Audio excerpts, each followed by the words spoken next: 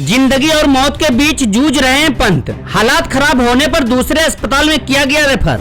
पंत के परिवार वालों को रो रो कर बुरा हाल, कहीं भारत से छिन न जाए मिट्टी का ये लाल। ऋषभ पंत के लिए दुआओं का दौर जारी, पंत के परिवार पर यही रात अंतिम, यही रात भारी। वो योद्धा है, वापस मैदान पर आएगा, इतनी जल्दी जिंदगी की जंग नहीं हार जाएगा।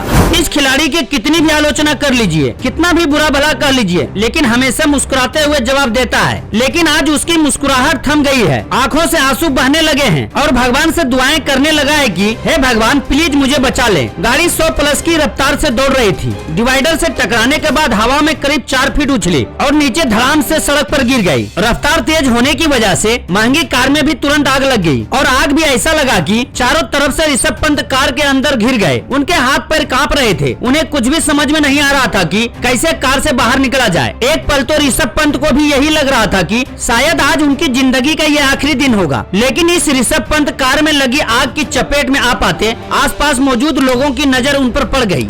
सबसे पहले ऋषभ पंत को बचाने पहुंचे बस ड्राइवर। बस ड्राइवर ने कहा, हम हरिद्वार से आ रहे थे, मैं हरियाणा रोडवेज में बस ड्राइवर हूं। हम 4:25 पर हरिद्वार से चले थे। जैसे ही हम नारसेन के पास पहुंचे, 200 मीटर पहले मैंने देखा दिल्ली की तरफ से एक कार 100+ की स्पीड से आ रही थी। वो डिवाइडर से टकराकर पलटती हुई हरिद्वार साइड में आ गई। मैंने सोचा अब तो हमारी बस से टकराएगी और हमें कोई बचा नहीं सकता, हम मरेंगे। मेरे पास 50 मीटर का फासला था, तभी मैंने सर्विस लेन से निकलकर फर्स्ट लाइन में बस डाल दी। वो गाड़ी दूसरी लाइन में निकल गई। गाड़ी के टुकड़े टुकड़े हो गए थे। मैंने तुरंत ब्रेक लगाया और खिड़की से कूदकर भागा। मैंने देखा वो व्यक्ति कार से आधा बाहर था। मैंने उसका हाथ पकड़ रखा था, तभी कंडक्टर भी आ गया। हमने उसे बाहर लिटा दिया। हमें लगा उसकी मौत हो चुकी है। मैंने देखा कार में आग लगनी शुरू हो गई थी। मैं कार की तरफ गया और देखने लगा कि कोई और तो नहीं है। मैंने उनसे पूछा, भाई साहब कार के अंदर कोई और है क्या? उन्होंने कहा मैं अकेला ही था। बाद में उन्होंने बताया कि मैं ऋषभ पंत हूँ। उसके तन पर कपड़े नहीं थे। हमने एक यात्री से लेकर उसे चादर दी। उन्होंने बाद में कहा कि मेरे पैसे हैं कार में। हमने आसपास रोड पर जितने भी पैसे बिखरे थे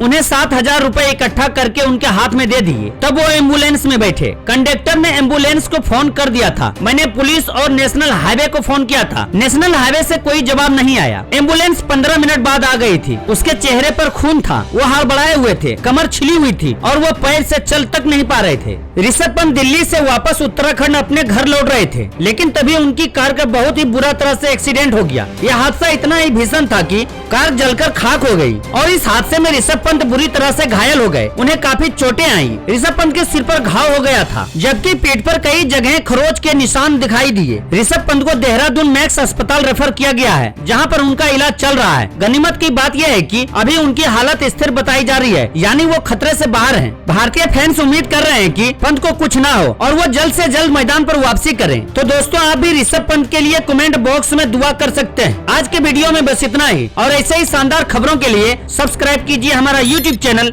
धन्यवाद।